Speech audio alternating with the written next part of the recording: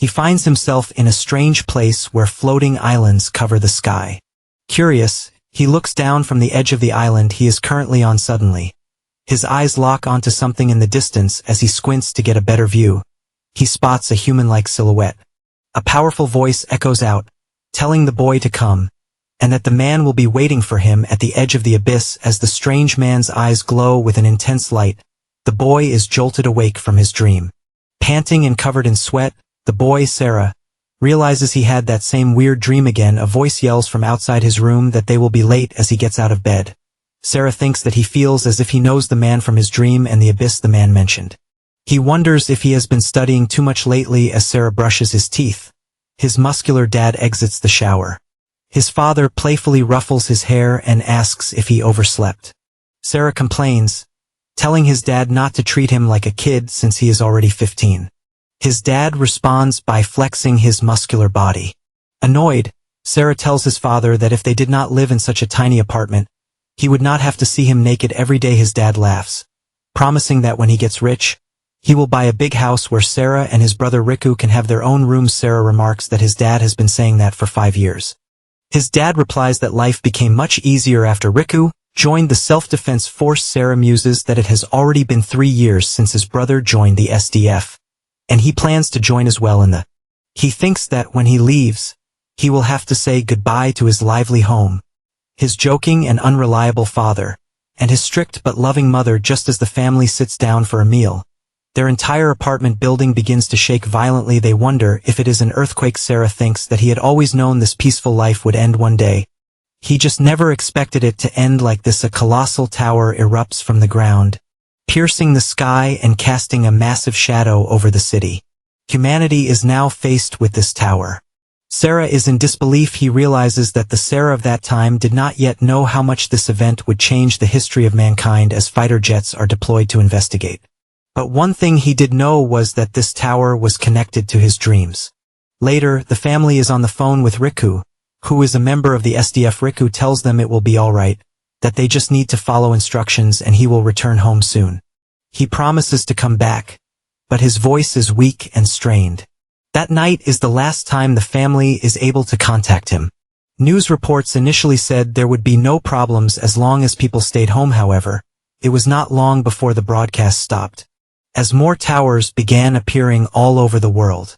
A looped radio message begins broadcasting, ordering everyone to evacuate to designated shelters. Immediately his mother leaves a letter for Riku and the family packs their belongings and heads out. Along the way, Sora sees things that hint at a grim reality. Soldiers pass by in vehicles and their faces are etched with despair. Their transports are covered in horrible claw marks, and the stench of decay hangs in the air. Finally, they arrive at a gymnasium serving as a temporary evacuation shelter. The place is packed with silent refugees. It feels as if everyone is simply waiting for their own death. In the midst of this tense silence, one man causes trouble. He grabs a young boy and accuses him of stealing his bread. The boy cries out that he did not, pointing out that everyone was only given one piece and the man probably ate his already. The bully ignores the child and viciously knees him in the stomach. The other refugees turn away. Ignoring the situation, the man laughs, snatches the bread and says that he is not yet full, so it is okay for him to take it. He declares that the boy's bread is now his until this situation is over, and that it is not like the child is going to die from it. The boy begins to cry. Sora's father steps in, placing a hand on the bully's shoulder and asking him why he is doing this. The man tells him to worry about himself, but Sora's dad firmly demands that he return the bread. The bully swings a punch, but Sora's dad effortlessly dodges and lands a swift kick to the bully, knocking him to the floor. Sora's dad hands the bread back to the grateful child. The bully curses at him but is silenced by a single sharp glare clicking his tongue. The man stalks off, promising that he will remember this. Sora calls out to his father, who reassures him not to worry and that he will keep an eye on the guy.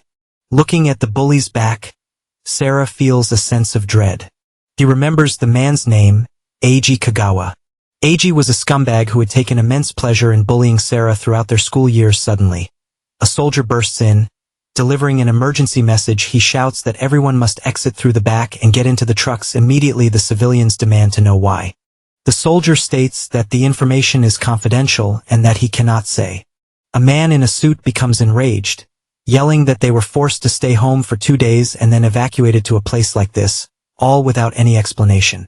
He angrily asks what they are even paying their taxes for. Just then, loud banging is heard from the main entrance. The soldier's face pales with terror. He yells that the creatures are here and everyone needs to run now. Sora gets a bad feeling and immediately pushes his parents toward the back exit. The soldier tries to hold the door shut, shouting that he cannot stop them for much longer. The doors are violently kicked open. A horde of armored monsters storms in and instantly slaughters the soldier. Their horrific roars drown out the screams of the panicking crowd, utterly shocked. Sora can only think about what in the world is happening. Sora lags behind as a horde of monsters swarms the shelter his parents turn, spotting him just as they are about to board a truck. Panic erupts as people scramble to get on the transport trailers, seeing that the truck is nearly full. Sora yells to his parents that they need to get on first and shoves them aboard. His father grabs his arm, not wanting to leave him behind. Other people in the truck shout that it is already full and that if he is going to mess around, he needs to get off. Realizing they are about to kick his parents off, Sora quickly tells them that he will get on a different truck and runs off. He finds the next truck is already full, as is the one after that. Finally, at the very end of the line, he sees one with space, but someone else jumps on just before he can. As he desperately tries to climb up, a hand is offered to help him. Sora gratefully thanks the person, only to hear a sinister laugh. To his horror, he sees that it is Eiji. Sora wonders why, of all people, it had to be him. Eiji tells him that he is glad he came on his own. With a cruel grin, Eiji throws Sora from the truck, taunting that he should die in his dad's place and calling him trash.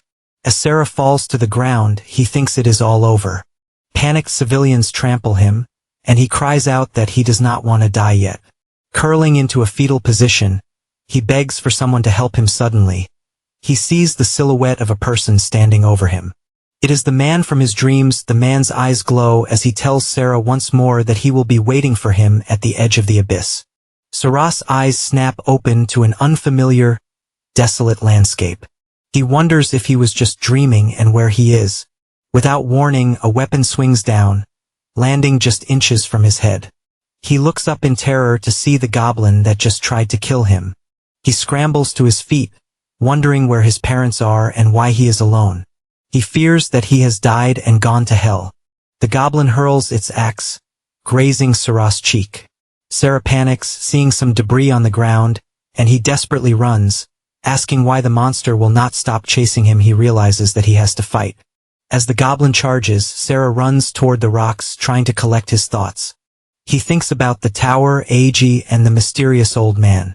A surge of rage overwhelms him and he grabs a rock, screaming as he charges at the goblin. The fight is a blur, but somehow he emerges victorious, standing over the defeated creature. He marvels at how it looks like something out of a video game and notices black text on its chest. He wonders if it is a rank, nodding the Roman numeral for 1. The ground begins to shake and a black crystal emerges from the goblin's chest. Turning its bones purple, the crystal floats towards Sora and shoots into his body, filling him with a strange feeling. Purple energy sparks from the cut on his cheek as his wounds magically heal. Not only that, but he feels a surge of strength. He wonders if he leveled up. Just like in a game, he picks up the goblin's weapon, thinking there might be more of these creatures on this floating island. He decides to scout the area to avoid getting jumped. After making a full lap, he finds no other monsters or paths. The only way out seems to be through some ruins at the edge of the island, where a set of stairs leads down. Looking down the floating staircase, Sora recognizes the smoky sky islands from his dreams. He feels a sense of dread, thinking that in games, this kind of terrain is prime monster territory. He slowly descends, cautious of an ambush. He knows this is not a game, so there are no respawns. Finally, he reaches the bottom, where the stairs end at a stone archway. He cautiously peers inside, clutching his weapon. Ahead of him, a single torch is lit, illuminating a stone tablet with strange text.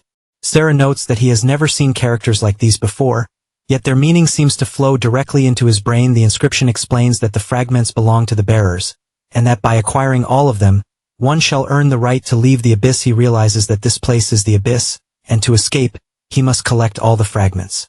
With a newfound goal, he smiles. Feeling motivated, he thinks that the first monster was not even that strong and confidently pushes through the gates to the next layer. He recalls that the first layer was a 900 square meter area, and its monster was marked with a 1. The second layer was 1,800 square meters, with a wolf-like monster bearing the number 2. The third layer was 3,600 square meters, where one of 4 snake-like creatures held the number 3. The fragments are only found in the monsters bearing these numbers, and they are the key to the next layer.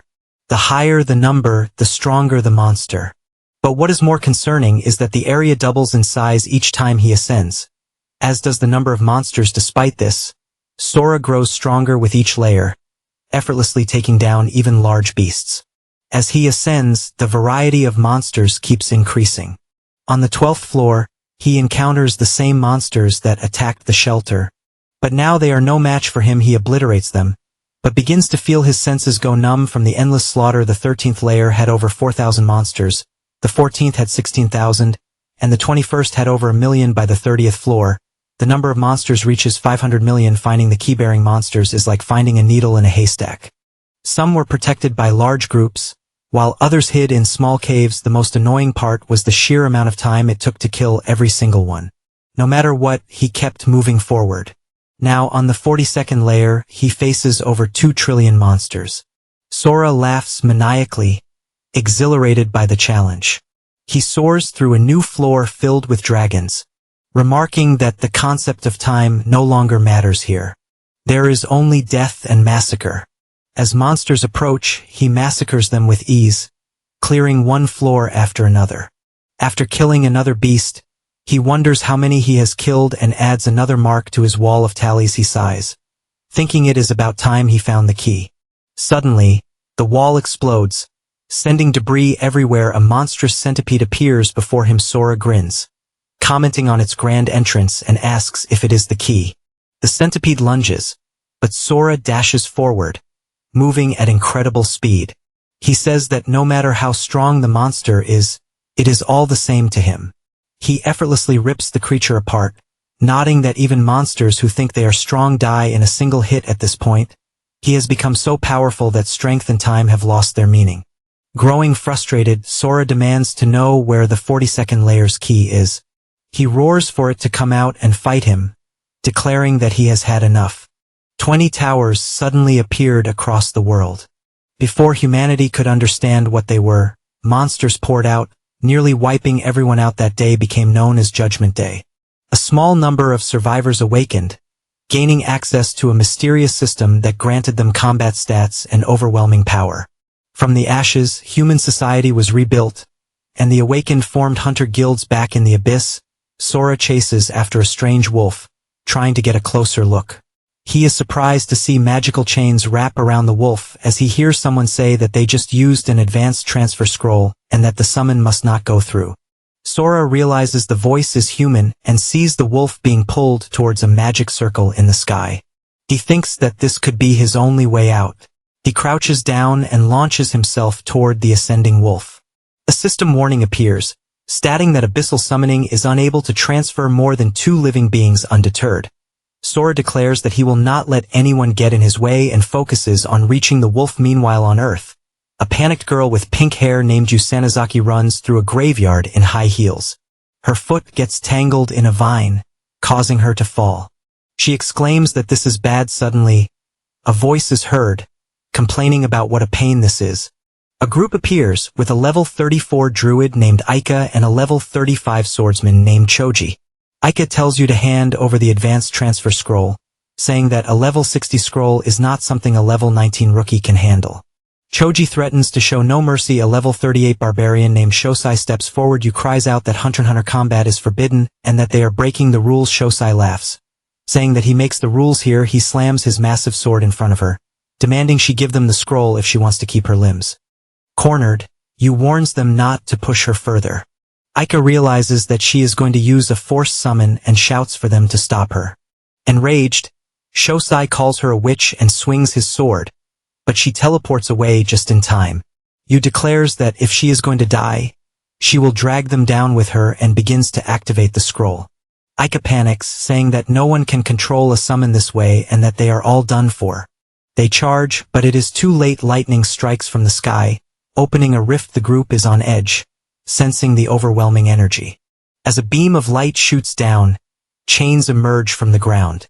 However, when the summon finally appears, it is only a level 3 Cerberus. They start laughing, relieved, and toss a bone to the creature, calling it cute. You is confused by the weak summon. Suddenly, a hand bursts through the Cerberus and Sora emerges, tearing the monster in half. The group freaks out, calling him a humanoid monster. You stares in fear, while Sora roars with laughter, exclaiming that he finally made it out and escaped that wretched place. He continues laughing as the group watches in fear. Shosai trembles, saying that the laughter makes his body freeze. Aika nervously asks who this man is. Nodding his incredible pressure, Sora suddenly appears in front of Aika, moving so fast that he leaves behind afterimages. He grabs her shoulders with a crazed smile on his face and asks if this is Earth. She confirms that it is. He sighs in relief, overjoyed to finally be back, and then asks if they are all cosplayers. Angered by the question, Shosai and Choji charge at Sora, telling him not to underestimate the Tiger's Roar Guild. Their weapons shatter upon contact with Sora's back. He turns, his eyes filled with rage. Shosai cries out that Sora is a monster. The word echoes in Sora's mind, and for a moment he sees Shosai as an orc. He grabs him by the throat and demands to see his number. Shosai asks what he is talking about. Snapping back to reality, Sora realizes his mistake and drops him. Shosai screams in terror. Having wet himself, the others run to his side, showing that he is their boss.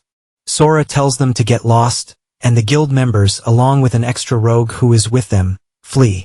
Shosai shouts that he will remember this. Yu thinks to herself that Sora's power is incredible, but that his scars look awful. She wonders who he is, realizing that he cannot be a monster summoned by her scroll.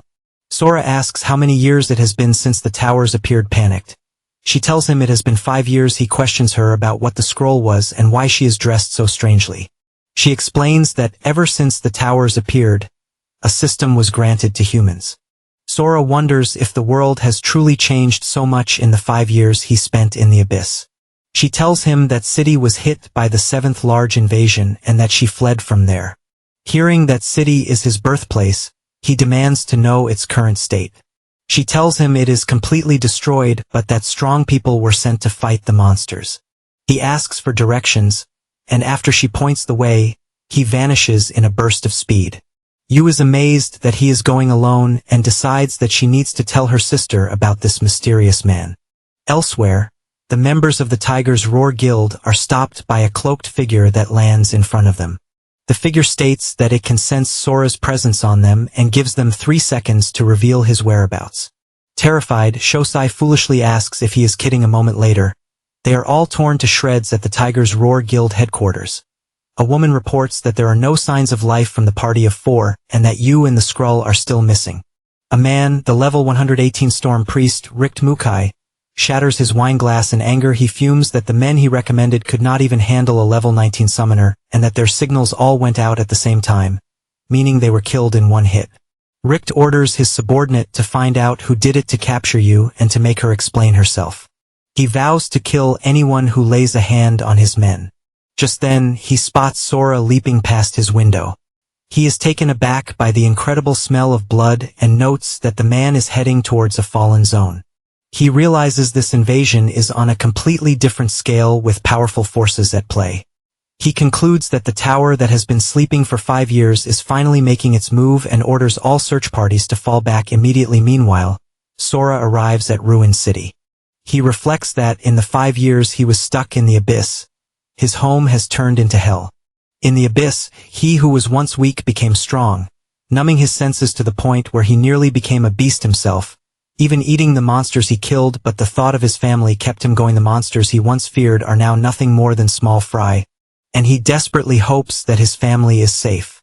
He notes that city used to buzz with life, but now it is a wasteland. Every building is shredded, as if struck by a massive earthquake, yet strangely they are all still standing. He finds no trace of monsters or any signs of death. He remembers that, after the evacuation, no one was supposed to be here. As he approaches his old home, the door handle comes off in his hand. A testament to his newfound strength, he enters knowing it will be empty but drawn by the happy memories the place holds. On a table, he finds a letter. It is from his father. The letter says that even though everyone else thinks Sora is dead, his parents refuse to believe it. They came back to set up his old room just as it was, certain that he would return. Tears stream down Sora's face as he realizes they risked their lives for him. They even laid out his favorite clothes in sizes small to large, so that he would have something to wear when he returned. A map to Shelter 6 is in the drawer.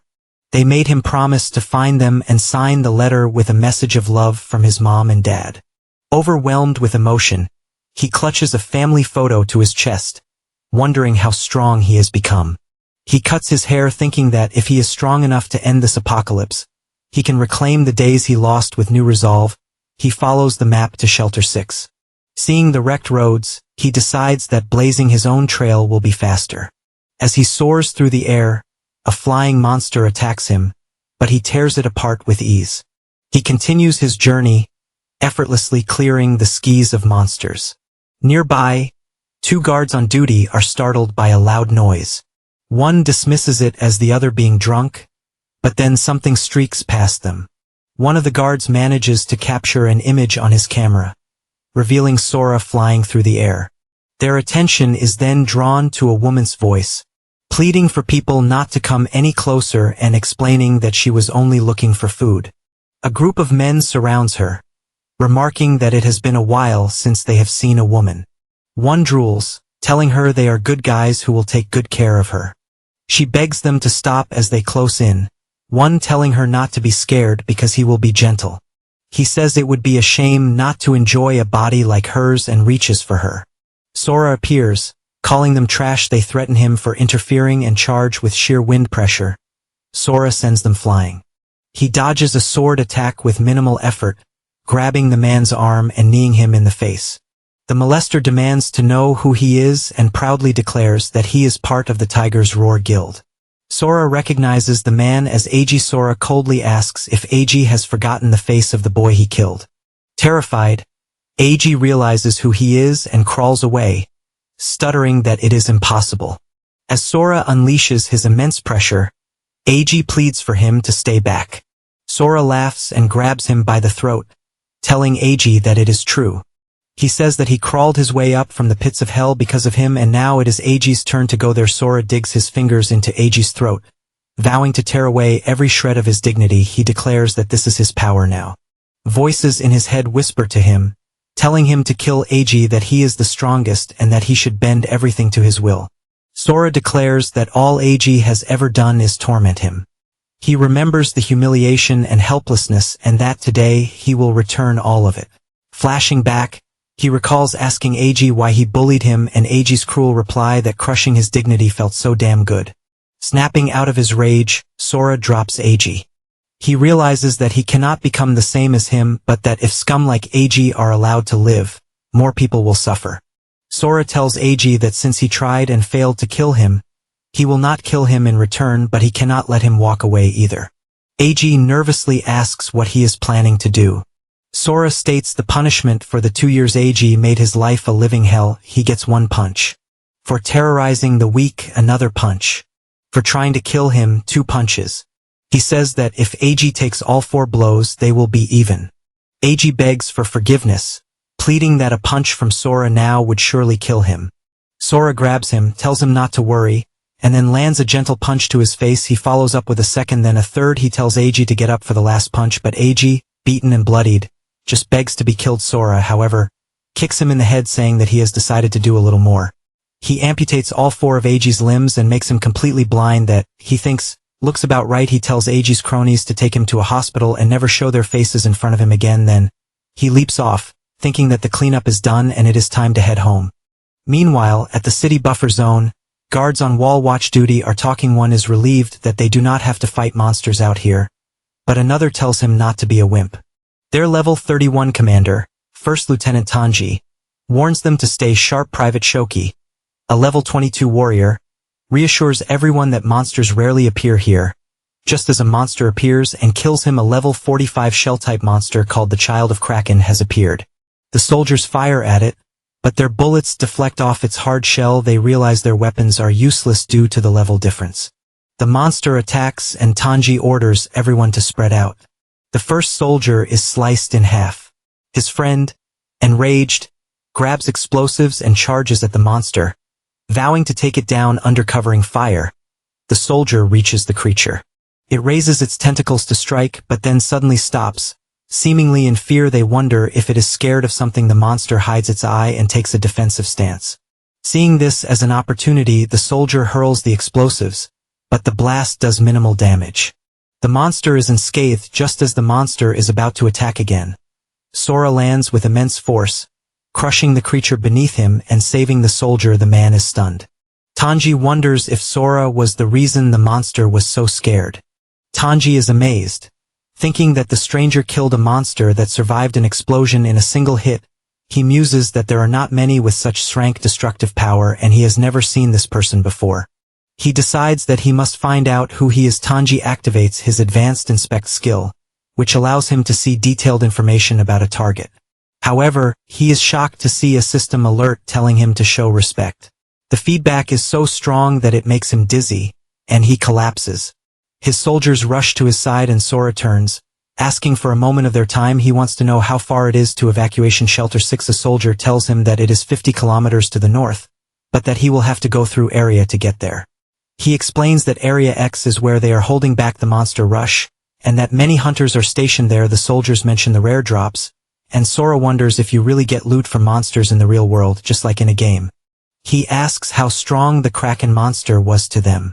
The soldier replies that a level 45 monster is a tough opponent. This surprises Sora, and he asks how many monsters above level 45 are in the monster rush. The soldier estimates that there are probably no more than 100. Sora says he understands and that he will be on his way. The soldier stops him and makes an unreasonable request, asking him to please go to area. He says that a strong hunter like Sora could save many lives there.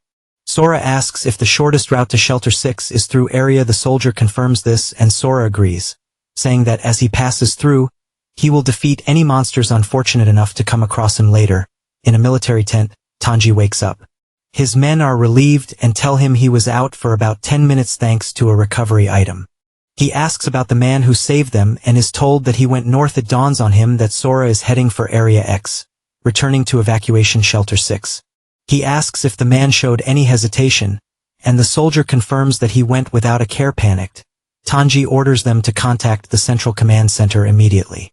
The soldier is confused, but Tanji looks at his watch and sees that there are only 10 minutes until the scheduled time. A soldier reports that he sent the message. Tanji explains that this operation is highly classified, which is why they were not informed. Area is not a monster containment zone but a bombing zone at the Central Command Center.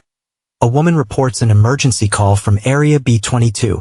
Central Commander Renji Kumagaya, a level 58 flame mage, orders her to put them through. Tanji's voice comes through the comms, reporting that a mysterious hunter has entered the bombing zone. Unaware of the operation, Renji dismisses this, asking if he is just there to report a mistake.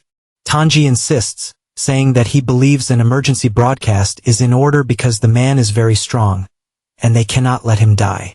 Renji asks if he is a strong hunter and wants to know his level. Flustered, Tanji admits that he does not know. Renji scoffs, summarizing the situation. An unknown level hunter breaks the rules, enters a bombing zone, and now Tanji wants an emergency broadcast for him. The woman next to him chimes in, saying that the hunter will probably be dead before the message even goes out. Renji laughs, telling her she has a talent for comedy. He leans over to a blonde woman and says it is not his place to interfere with her subordinates, but if he reports her for obstructing the operation, she will be held accountable. The story reveals this woman is the Western Commander, Mitana Saki, a level 73 golem tamer. She thinks to herself that Renji is an idiot. She realizes that Tanji, whom she has trained so carefully, is risking a lot to save a stranger, so the man must be incredibly powerful. She addresses Tanji and says she trusts he will not interfere, but if he cannot give her a convincing reason for his request, she will personally put him on military tribunal. She adds that this should be satisfactory for Renji as well. Renji clicks his tongue and tells Tanji to give them a reason they can accept. Tanji explains that the mysterious hunter slew a level 45 baby kraken in a single hit. Mai is shocked, realizing he must be more powerful than an rank hunter, and wonders if he is in rank from the military. Renji dismisses this, stating that all rank personnel are on missions. Mai then asks Tanji why he does not know the hunter's level since his inspect skill should work. Tanji embarrassingly admits that after using his skill, he lost consciousness due to information overload. This shocks Mai, as it means the hunter is at least level 100. Renji taps his finger, acknowledging the man's rare strength but maintaining that it is not enough to stop the operation. The Eastern Commander, a level 44 rock mage named Nobuo Yuasa, agrees, saying they cannot abandon their responsibilities for uncertain reasons. He explains that thousands of troops are involved in this operation.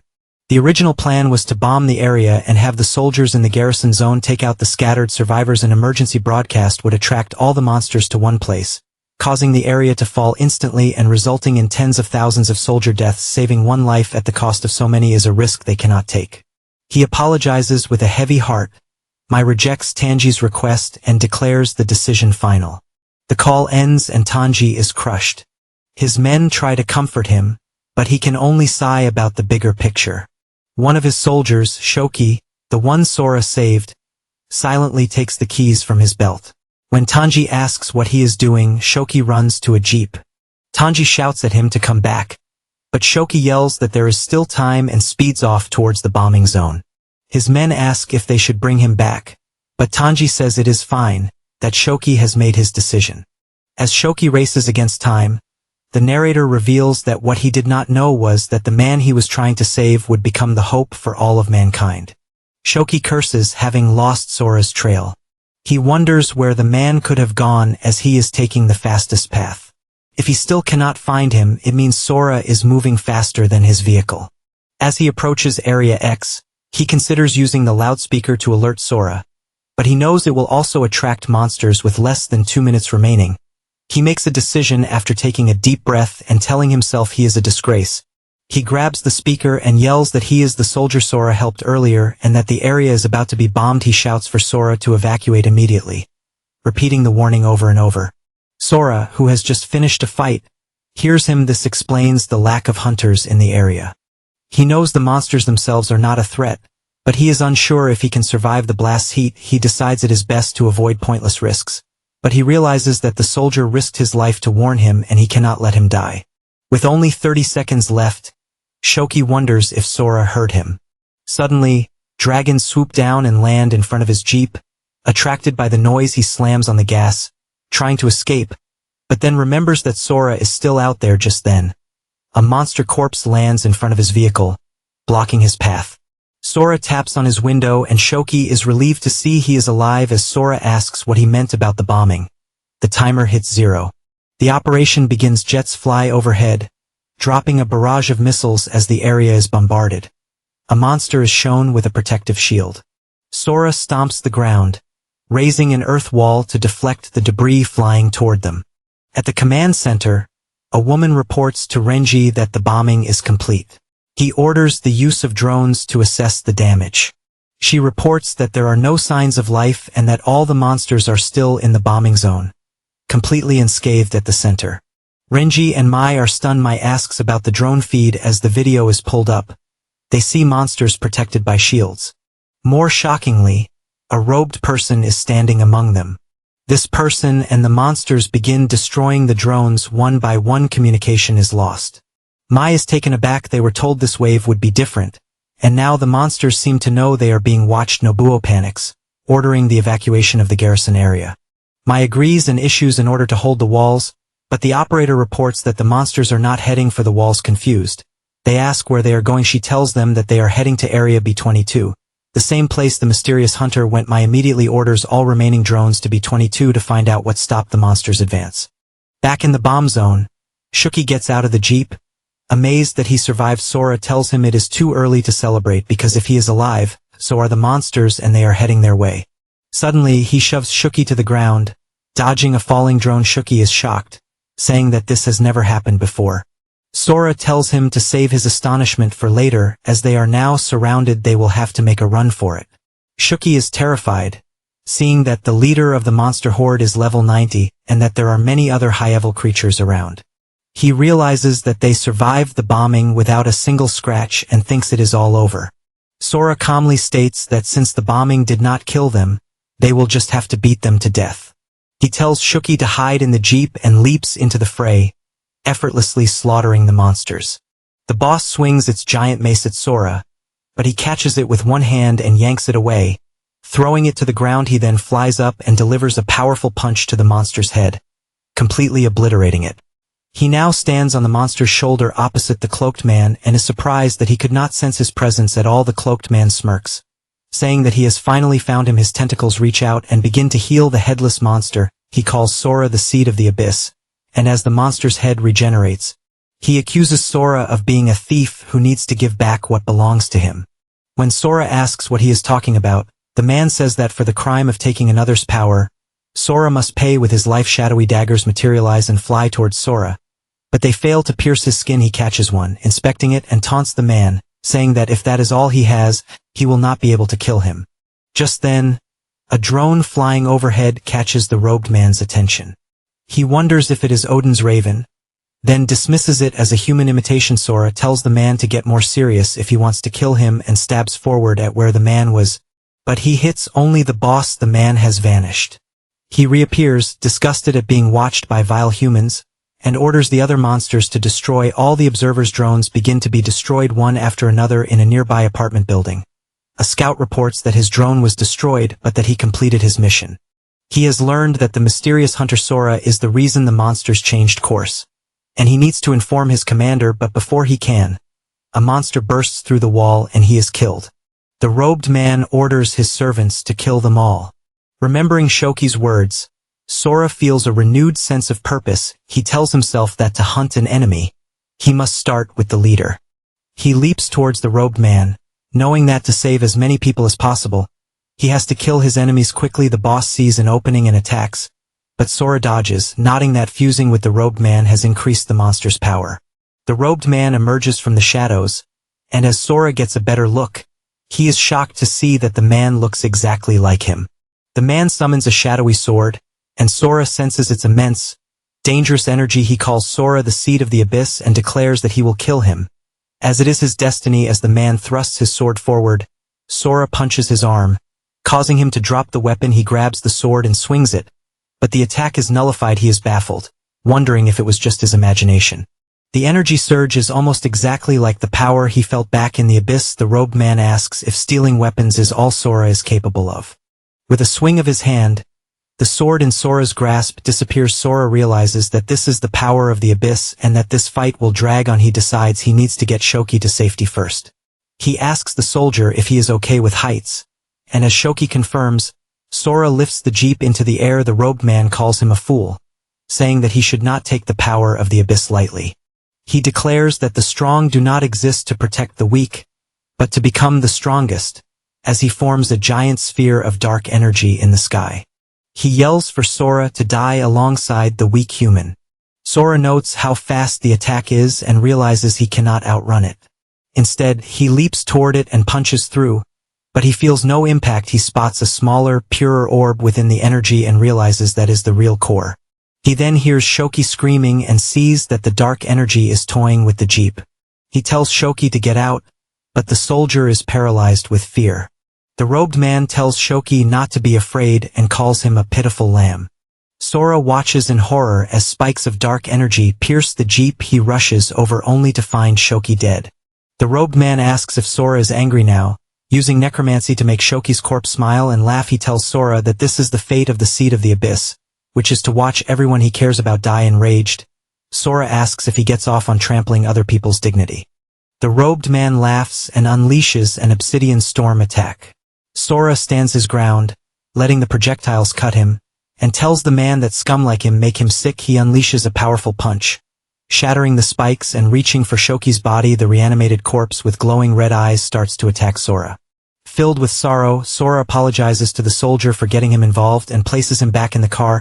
He then lunges at the robed man, but his attack is nullified. The man taunts him, saying that a rookie who cannot handle the power of the abyss cannot hope to defeat him. As he speaks, Sora lands a punch to his face, sending him flying. The monster boss moves to protect him as the man exclaims that it is impossible that Sora actually hurt him. Sora replies that people grow and calls the man an idiot. The man realizes that Sora has learned to control the power of the abyss just by seeing him use it. He searches for Sora, who appears behind him. He jumps away, putting distance between them, and says that Sora is tougher than he thought. Sora retorts that the man might escape, But his boss will not. He then swings his arm down, slicing the giant monster in half. As the boss monster begins to heal with the power of the abyss, Sora realizes he needs to aim for its core. He grabs the dark energy with his bare hands and begins to tear it apart. Yelling for it to be crushed, the monster's core is damaged. And as Sora descends, sunlight shines down, causing the creature to disintegrate into ash.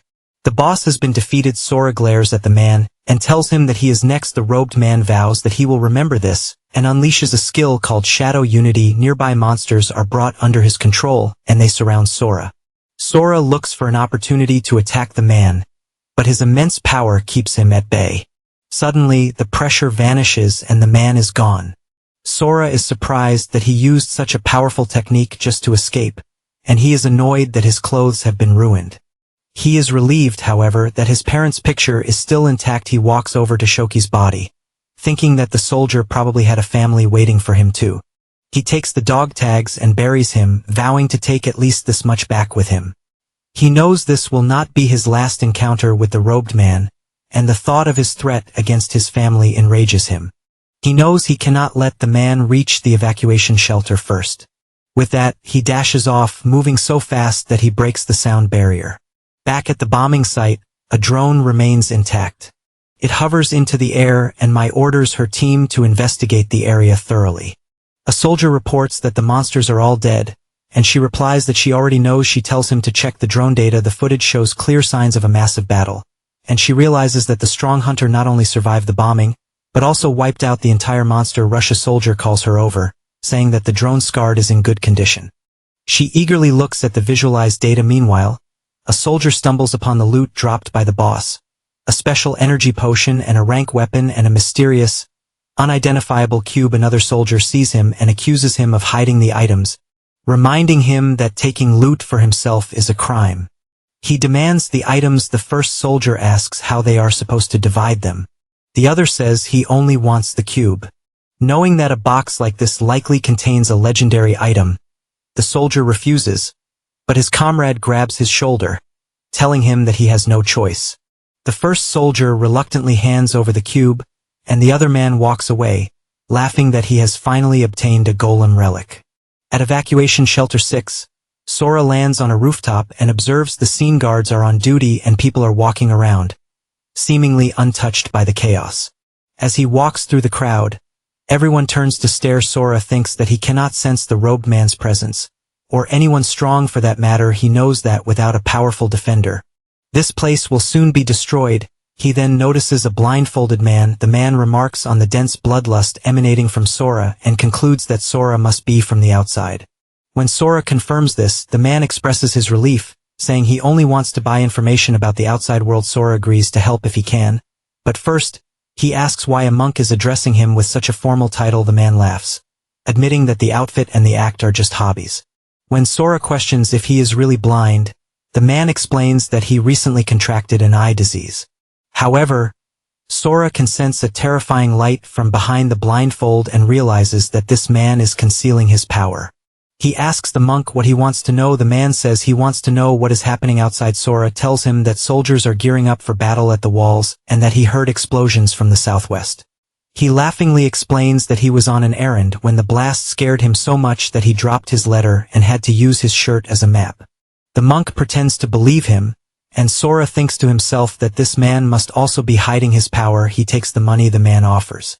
The man tells him he has been a huge help. Sora watches the man walk away in a vague direction and wonders how many other strong fighters are in the shelter. He decides not to make a scene and notes how freely a suspicious person like himself can wander around. He muses that perhaps everyone's guard is down because they are all facing the same enemy with the money he received. He buys new clothes and vows to find his parents. He starts by showing his family's photo to people. The first woman he approaches reacts as if she has seen a ghost and quickly walks away, saying she does not know them. A nearby tough guy confronts Sora for hitting on people in the middle of the night. Sora shows him the photo, and the man reacts with surprise, asking why Sora has a picture of them. He wants to know Sora's relationship with them, and when Sora reveals he is their son, the man is incredulous. He asks if Sora is trying to make fun of him. Suddenly, a speeding car swerves towards them and collides with Sora, but he stands unmoved.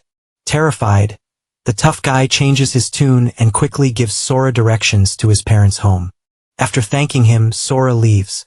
The man tells Sora to take care before running off in a panic to gather his people. Sora is concerned that a thug knows where his family lives. He remembers how kind and trusting his parents were and knows that people like them are often taken advantage of. But he tells himself that it is okay because he is here now. He arrives at a grand-looking house and wonders if his parents really live there. He knocks and hears his father's voice. When the door opens, he sees his dad in a butler outfit, who asks who he is. Confused, his father asks who Sora is.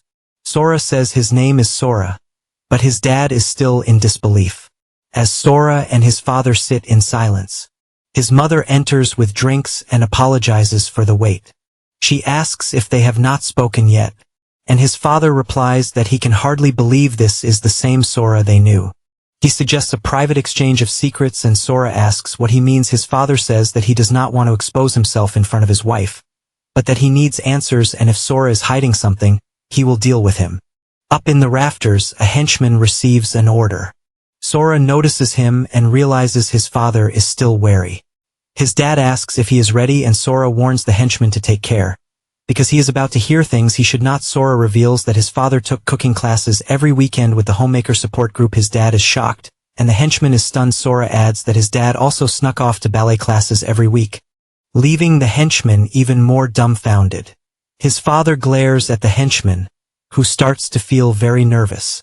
His father clears his throat, saying that it is all true but that anyone could figure that out. So Sora offers to tell him something about their family, warning him not to say he was not forewarned. His father, sweating, tells him to go ahead. Sora points to a Japanese sword on display and declares it a replica. The henchman is confused and his dad demands proof. Sora walks over and explains that the hilt has his brother's bite marks. The henchman recounts the story he knew, of the family head biting down on the blade to kill 38 people, but Sora demonstrates that the blade retracts. His father, now exposed, calls Sora an idiot and hugs him tightly, overcome with emotion. He cries, saying they thought he was dead and that they searched everywhere for him. He explains that he became a boss in the underworld while looking for information about Sora. As he is bawling, Sora asks him to get the henchman off the roof. The henchman is amazed. Having never seen the honor-bound family head in such a state, he decides he needs to leave, but Sora grabs him by the leg and says his father wants to talk now. Sitting at the table, his father tells the henchman, named Akai, that he has the loosest tongue of all the guards. They both warn him that if this gets out, it will be on him. Akai promises to keep silent, realizing they are definitely father and son. His mother calmly tells them not to threaten him, but also warns him not to say a word. His father sighs in relief, glad that Sora did not mention his snoring or farting. His wife chastises him for bringing it up himself. Sora smiles, thinking it feels like he has truly come home. A knock at the door interrupts the moment. The tough guy from earlier bursts in, yelling for his boss and warning him that a white-haired kid is looking for him. Sora is already sitting at the table when the thug bursts in, sees him and freaks out. The thug stammers that they have a lot of people and accuses Sora of being from the rival Tiger's Roar Guild, come to harm his boss. Sora, with an intimidating glare, calmly grabs his own knee to steady his shaking, and then asks his dad to introduce him to his men. His father announces that this is his son, Sora, who has been missing for 5 years. When it comes to Sora's level, he hesitates, admitting that he does not know. Sora coolly explains that he does not have the system. The men are shocked, wondering how he could have survived 5 years in the Fallen Zones without it.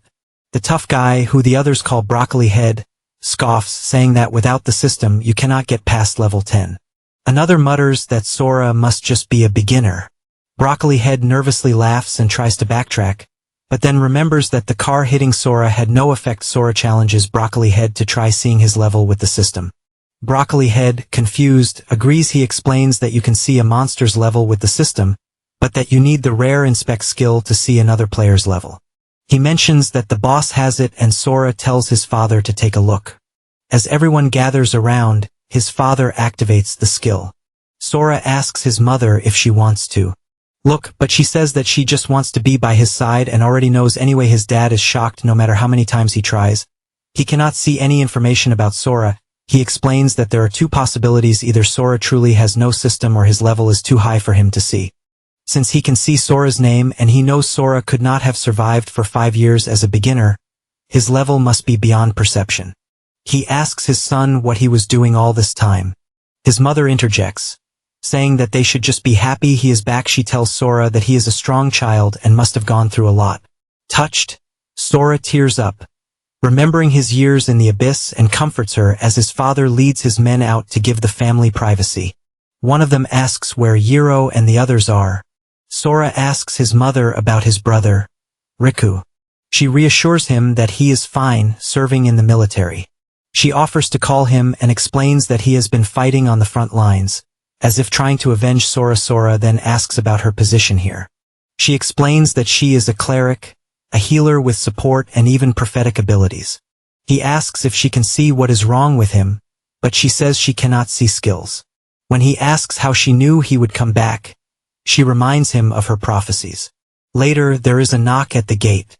A man opens the door to find another man with an on his forehead, who is revealed to be the vice chief. The door opens and Sora's dad welcomes Yiro Iwashima, the vice president of the United Guilds. Noticing his long face, Sora's father asks what is wrong, as he had someone looking into the situation. The man reports that Tiger's Roar is indeed connected to the army. He explains that when they turned in monster carcasses, an inspector nitpicked and gave them half the points, but he reported the full amount to his bosses, with all the disparity leading to Tiger's Roar. Sora's father realizes there is more to this, but he knows they cannot afford to be trampled as it would affect the town's future. He tells Yiro to rest and that he will handle Tiger's Roar later, determined to show them that the United Guilds are not to be trifled with. Overhearing this with his enhanced senses, Sora realizes that things are more serious than he thought. He is worried about his father negotiating with them. He opens the door and tells his dad he is coming with them. The thug Broccoli Head wonders if Sora is really getting involved. Thinking it might be a chance to see his true power, Yiro asks who Sora is, and his dad introduces him as his long-lost son. When Yiro asks about his level, Sora's dad reveals that his son does not have the system. Yiro is skeptical, knowing that surviving 5 years without it is nearly impossible. He suggests Sora is exhausted and should sit this one out. His father agrees, telling Sora to stay with his mother, who offers to show him around. Sora knows they think he will be useless in a fight, a normal human among system users. Realizing he does not fully understand the shelter's situation, he decides it is best to hide his powers for now and agrees to stay. As the group leaves, his mother reassures him and says his dad is just worried. She tells him that her prophetic visions say he will be safe. Sora playfully protests, saying he is not a kid anymore, but he is concerned. He asks his mother about the shelter and their conflict with Tiger's Roar. She explains that after Judgment Day, his father and Awakened founded the United Guilds to manage the shelters in hopes of finding Sora. Their guild handles order and supplies while the military deals with tower raids. Several months ago, a branch of Tiger's Roar, a large guild from another shelter, set up shop here, and they have been in conflict ever since. Sora asks why the military does not intervene. She explains that the military is overwhelmed and relies on Tiger's Roar, which was founded to clear towers.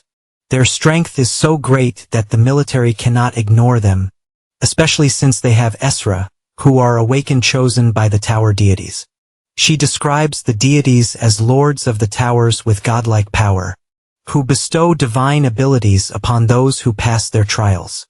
Tiger's Roar has the most Esra and has been absorbing smaller guilds. His father's guild, though loved by the locals, has never cleared a single tower and has no Esra, leaving them in a bad position. Sora wonders why his family's guild acts like a Yakuza group if they are so beloved.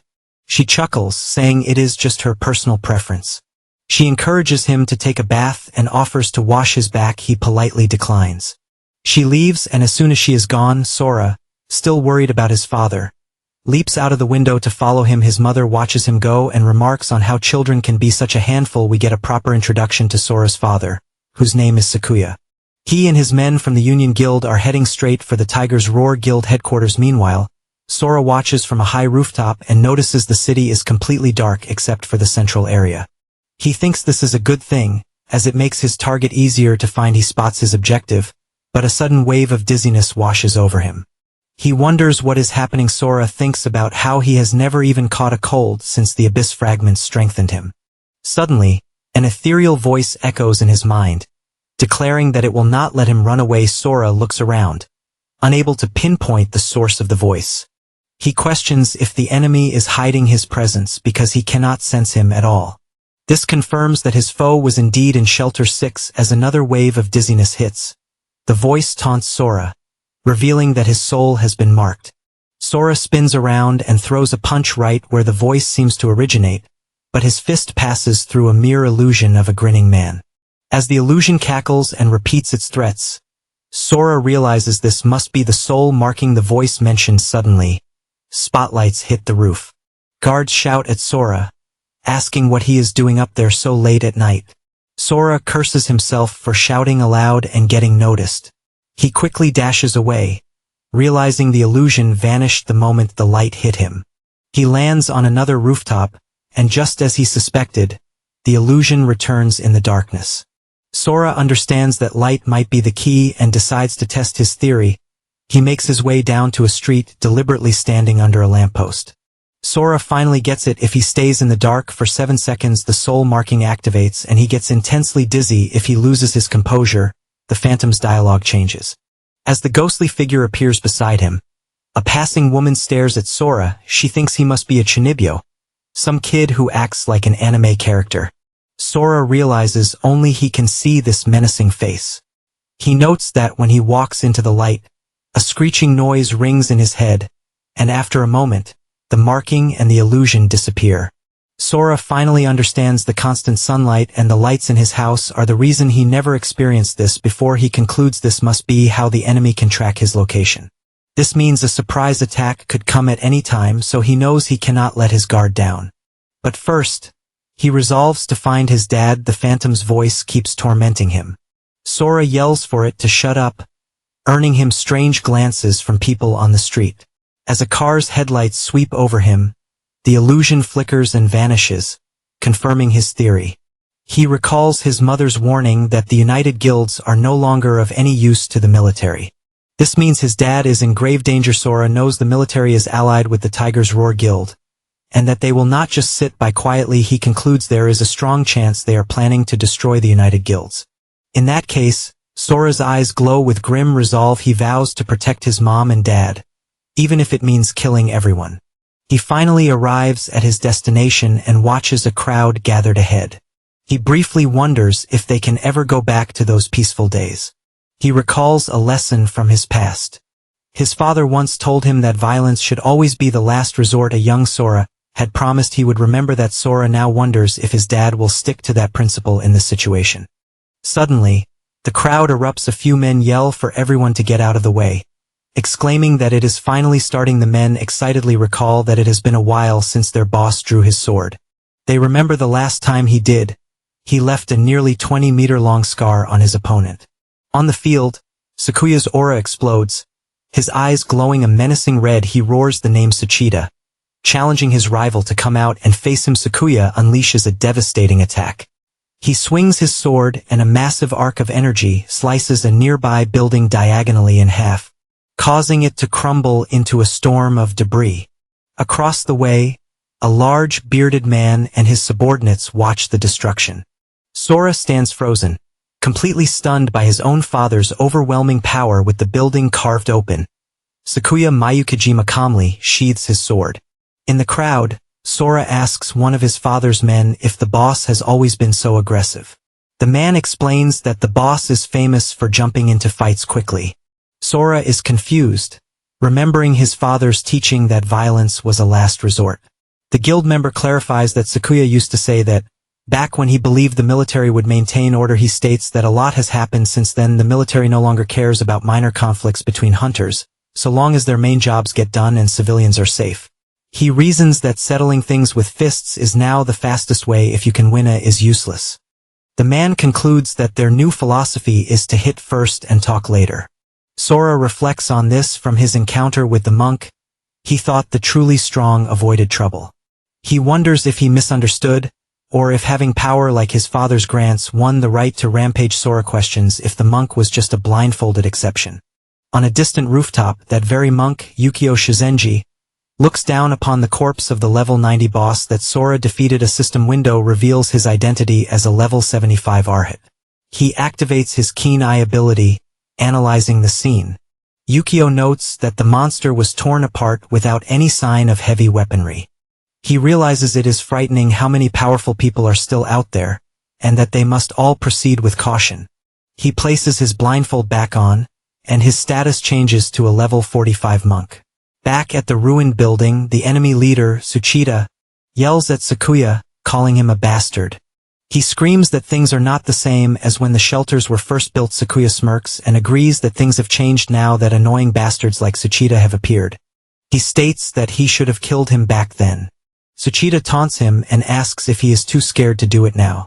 The insult hits its mark. Sakuya grits his teeth, unable to ignore the provocation, and his hand goes to his sword once more.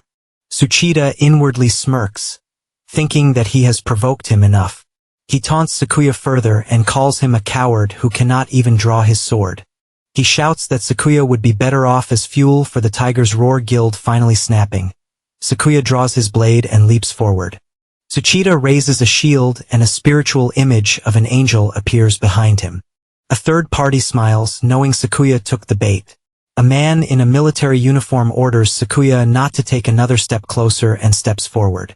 This man, a level 63 assassin named Osamu Yuzue, declares that Sakuya has some nerves starting a fight in a shelter. The Union Guild members are shocked. They question why Yuzue is there and if he plans to side with Tiger's Roar. Sora immediately recognizes this as a setup.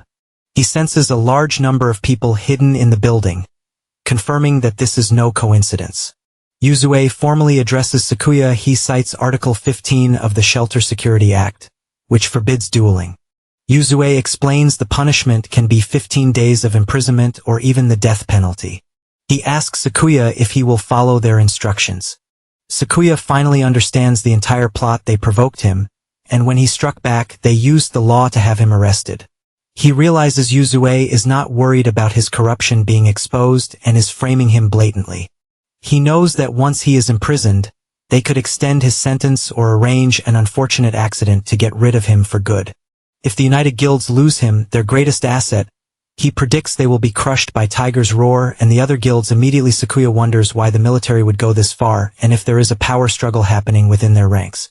Though he does not know their full motive, he knows he cannot admit to any crime. Sakuya calmly tells Yuzue he is mistaken, claiming they were not dueling. Yuzue points to the massive slash marks on the building as clear evidence. Sakuya laughs and replies that while it may be evidence, it is evidence of him trying to renovate the building, not start a duel. Yuzue smirks and informs Sakuya that it is not up to him to decide. Yuzue declares that if he says it is evidence of a duel, then that is what it is. He states that Sakuya had already lost the moment he stepped foot in their territory. On cue, soldiers appear on every floor, all aiming rifles at Sakuya. Yuzue demands that Sakuya obediently submit himself to be arrested. Leaving him utterly surrounded, the Union Guild members yell their support and urge Sakuya not to lose. One of them suggests they all charge in, but Sakuya tells them to hold their horses. He reminds them that the enemy soldiers have them in their sights and will fire if they move rashly. Yuzue just chuckles. Sakuya sizes up the level 63 assassin, acknowledging that stopping a fast opponent is difficult, but he has a plan. If he can take Tsuchida hostage, they can turn the tables and get through this. As he begins to draw his sword, both Tsuchida and Yuzue brace themselves. Knowing it is coming, Tsuchida activates his sword shield ability. He is confident and believes he cannot be the weak link. He thinks about how an agent's defensive skills are superior, allowing him to analyze incoming attacks at this range. He is certain he can block Sakuya's strike. He knows his shield only works against swords, which is exactly why it performs far beyond its normal level. He brags that it can block a full-blown attack from a level 69 warrior, making a level 65 warrior's attack seem like nothing. He firmly believes Sakuya will not be able to cut through his shield. Tsuchida yells for him to give up, and Yuzue gives Sakuya an ultimatum: come quietly or be thrown in jail with all his comrades. He demands a decision. Sakuya's vice commander Jiro yells out to his boss. Sakuya, frustrated, dispels his aura and holds his sword out as if in surrender. The enemy guild members cheer, thinking he has given up. Yuzue smugly tells him he has finally made a wise decision. The union members are stunned. But Jiro knows what is really happening. He explains he got a signal from the boss. Sakuya raising his sword was the signal to get ready, and letting it go would be the signal to attack. He knows the enemy has no idea about their plan. Just as planned, Sakuya drops his sword, but the moment he does, he dashes forward. Tsuchida is shocked by the sword disappearing but trusts his shield. Sakuya moves past Yuzue and aims directly for Tsuchida. Tsuchida believes his shield's anti-sword spell will protect him, but Sakuya's blade reappears, glowing with a new energy. From the back, Jiro uses his earth magic. Rocks fly from the ground and encase the tip of Sakuya's sword, transforming it into a hammer. Sakuya smashes the makeshift hammer into the shield, which shatters instantly. Tsuchida is sent flying. Sakuya discards his weapon and lunges for Tsuchida. Yuzue shouts that he knows Sakuya's goal and warns him he will be executed if he touches Tsuchida. Jiro then creates a wall of rocks, blocking Yuzue in the chaos. Tsuchida orders his men to kill Sakuya. They open fire, but Jiro raises another wall, trapping Sakuya inside with a few soldiers and deflecting the bullets. Tsuchida thinks they just need to stop Sakuya from moving to win. Suddenly, Sakuya vanishes from the stone prison. Tsuchida looks around. Confused, Yuzue reappears with Sakuya beside him. Yuzue explains that the stone jail trapped Sakuya in the shadows, and he marked the lingering magic on Tsuchida's broken shield. This fulfilled the conditions for his assassin skill. Shadow Trance. Yuzue declares that without his hostage, Sakuya has lost. He gives the order to his men to kill the intruders. Jiro is shocked at the turn of events. The soldiers hesitate and question their director's command. Yuzue demands to know why they are surprised. From behind him, Sora's voice chimes in, echoing the question. Yuzue is stunned. He cannot believe someone managed to sneak up on him. An assassin. He recognizes Sora as an enemy and knows the first to strike will win. He pulls out a vial of poison, but Tsuchida immediately recognizes it. He asks how Yuzue stole the deadly poison. Tiger's Roar Guild prepared for the level 90 boss. Yuzue tells Sora to let go as he throws daggers at him. Sakuya cries out his son's name as Tsuchida realizes the assassin plans to take everyone down with him. A dark, poisonous fog spreads from the broken vial. Soldiers begin to fall. Foaming at the mouth, Tsuchida covers his mouth and grimly accepts that at least Sakuya's ally is dead. But a hand reaches out from the fog, grabbing both him and Yuzue. Tsuchida is in disbelief, questioning how anyone could move in a poison strong enough to kill a level 90 boss. Yuzue stares in horror. Sora stands before them, having caught the poison daggers in his mouth. Completely unharmed, Yuzue realizes this is not a man. He is a monster. Sora glares down at Yuzue and Tsuchida, then spits out the poison daggers. He calmly asks where they think they are going.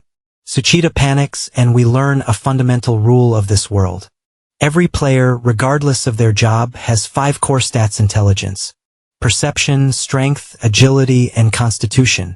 Tsuchida thinks that if Sora can withstand that deadly poison, his constitution must be on par with a level 100 player. Sora tells Yuzue to have his men lower their weapons, gritting his teeth. Yuzue realizes he has no choice but to fight. He attempts a strike at Sora's knees, but it has no effect. He then leaps up and tries to lock Sora's arms. Tsuchida sees this as their chance. He plans to attack while Sora is preoccupied. But Sora, with minimal movement, effortlessly dodges Tsuchida's attack. He then hurls both men with incredible force. They fly past Sakuya and slam into a wall with a powerful impact. Sakuya turns, still reeling from the shockwave of Sora's display of power. Suddenly, Yuzue begins to fade away. Sora instantly whips his head around. Yuzue is confident, thinking that even if Sora is strong, he will not be able to react to his Shadow Trance skill. He appears behind Sora and stabs him directly in the back. However, the blade does not even scratch Sora's skin. Yuzue's confidence shatters. Not only did the attack fail, but his blade is now stuck. Sora retaliates with a spinning back fist. Yuzue barely dodges, creating some distance as Sora yanks the knife from his own back. The gust of wind from Sora's missed punch is so powerful it almost breaks Yuzue. Knows the assassin knows he must retreat, but before he can move, Sora closes the distance in a flash. He grabs Yuzue by the face and slams him into the ground. Blood erupts as Yuzue goes limp, his last thought being that Sora is simply too fast. Everyone is stunned into silence. Sora walks forward and casually picks up the unconscious assassin. The terrified soldiers do not dare to make a move. Sora tells his father that he will leave the other one, Tsuchita, to him and that it is time to head home. Sakuya, still dazed, agrees. Back at the Mukujima residence, Sora's mother asks if it is over. Sakuya confirms it is. Jiro asks if they admitted to anything, but Sakuya reports that their lips are sealed. He states it does not matter, at least now they know where Tiger's Roar stands. He orders his men to stay on high alert. Setting the guild's plans aside for the moment, Sakuya turns to his son, wanting to know what he went through for the past 5 years. Sora explains that after seeing his father's conflict, he realized the gravity of the situation. He tells them he fell into a strange realm 5 years ago, and spent the entire time killing monsters. He speculates it must have been one of the towers he was trapped inside. He recounts his entire journey, all the way until a summoner finally sent him back. His father says there are 16 known towers, but none match his story. Sora concludes it must have been an uncharted one. Jiro suggests that if the tower is near Shelter 6, they can prioritize clearing it. Sakuya simply says he is just glad that Sora is alive. Jiro laughs and exclaims that Sora is not just alive, he is back billions of times stronger than all of them combined. Sora's mother adds that none of that matters as long as he is home. Sakuya agrees, vowing that they will never let their family split up again. Sora looks at his hands, then at his parents. He sees that they are both as scarred by the world as he is. He promises himself that he will never leave them again. Suddenly, the lights in the room flicker and go out, plunging them into darkness. Sora instantly realizes this is bad while the others wonder if it is a blackout. The phantom from his soul marking materializes behind him, its voice echoing in his mind and promising that it will not let him get away this time. Sora thinks it is odd that the phantom appeared again and that its words are different this time. He realizes that neither his mom nor his dad can see the ghostly figure, despite them both being ability users. Suddenly, the apparition looks shocked. Sora wonders if he dispelled it but realizes it has not left. Instead, it has materialized behind him, a smirk on its face. It greets Sora as the seed of the abyss. Sora is surprised that it has seemingly acquired a sense of self. He notes, however, that it still does not seem to have a physical body. He dismisses it as an illusion he can deal with later. The creature laughs. It asks if Sora is really trying to pretend he cannot hear it and mocks ordinary people for fooling themselves. Then the being covers Sora's eyes. A darkness floods his vision. Sora panics, unable to see, and realizes this might be more than just an illusion. His family calls out to him in alarm. His father asks what happened to Sora's eyes, and his mother tries to use her purify ability, but a system window informs her that the target is not cursed. Sora wonders if the phantom has a physical form. After all, realizing his family is in danger, he instantly reacts and throws a punch directly at the creature's chest. All his parents see is a surge of black aura as the entity mocks Sora, asking if he is scared. Sora calls the creature a cowardly bastard and asks why it keeps hounding him. The phantom tells him not to get the wrong idea. It then introduces itself as Fodal, a god of darkness from the noble deity race Asa.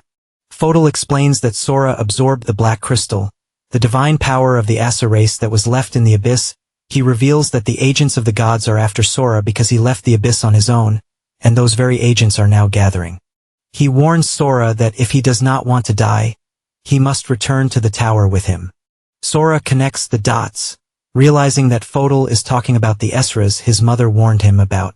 His father prepares to intervene, but his mother stops him and says they need to see how this plays out. Sora smirks, saying that if even gods can get wrecked, he wonders what a few Esras can do to him. Fodal retorts that Sora should not get cocky because he only beat him by a stroke of luck. He claims the other Esras are on a completely different level of strength. Sora asks on what basis he is supposed to believe him. Fodal erupts in manic laughter. He screams that Sora does not have to believe him, but that he will regret it when blood starts raining on this land. Sora considers this. He has no reason to trust the being, but on the off chance it is telling the truth, he is unsure of what to do. Suddenly, Fodal cries out in pain as a surge of holy energy envelopes him. Sora's vision returns, and a calm voice says that he believes Fodal. Sakuya recognizes the newcomer and calls out his name. Shizenji. Sora is surprised to see the monk from the shelter entrance. He asks his father if he knows him. Sakuya reveals that he is not just some guy. He and Shizenji founded the guild together. Fodal struggles against his binds and yells at Shizenji to release him. Sora asks Shizenji if he can see the phantom.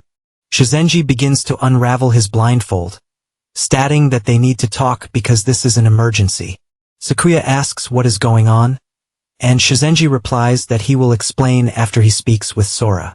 Later, in a private room, Sora asks Shizenji what he meant by emergency. Shizenji explains that while he is not an Esra, his eyes can perceive divine power, which is why he was able to use forbidden arts to temporarily seal the self-proclaimed god. He tells Sora that although his divine power is of the same nature as Fodal's, Sora's power is far stronger than that of any deity.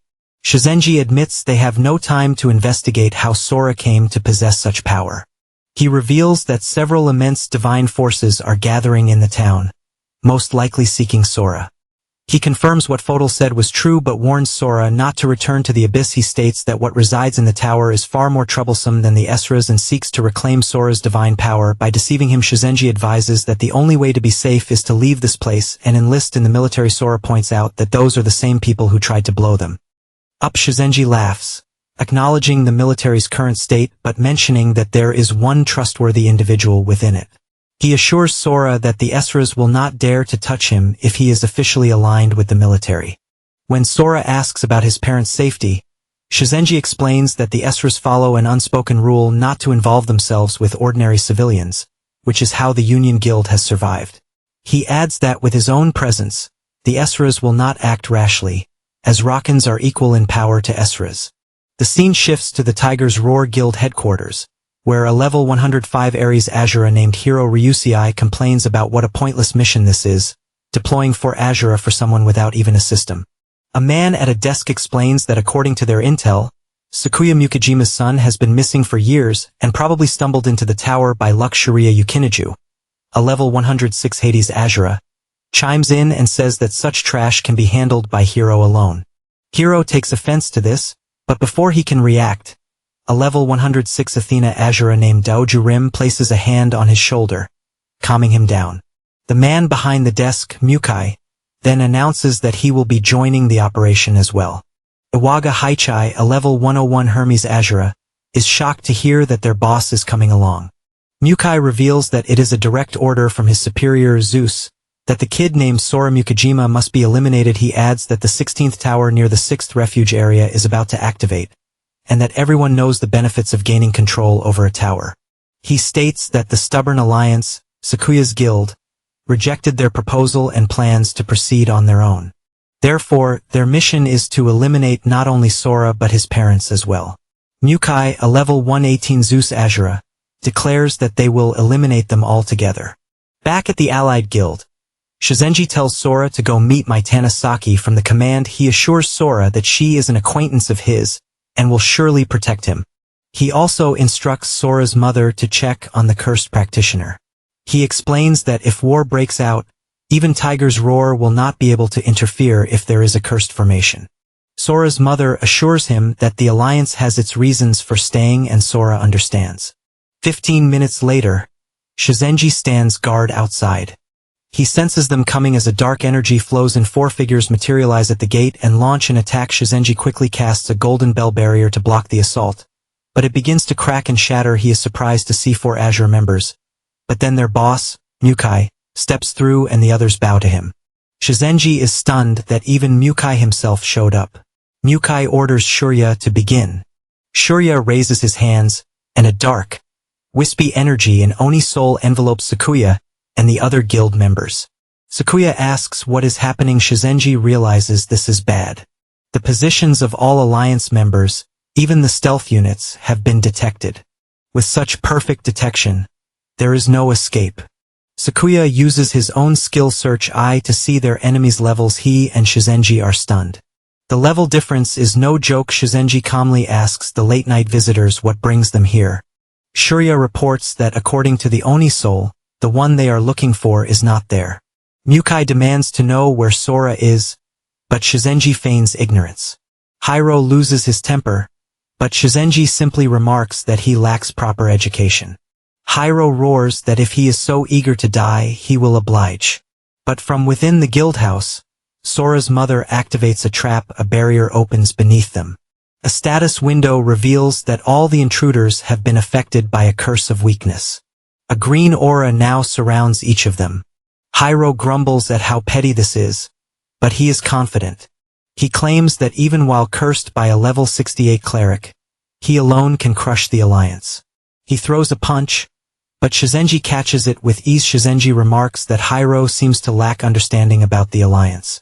A system window shows that Hiro's level has dropped from 105 to 71. Hiro is shocked at losing over 30 level Shizenji, whose Arhat status has now been revealed at level 75, tells him that lowering levels is not a big deal. He strikes Hiro with a palm thrust, sending him flying. Their levels have all been drastically reduced.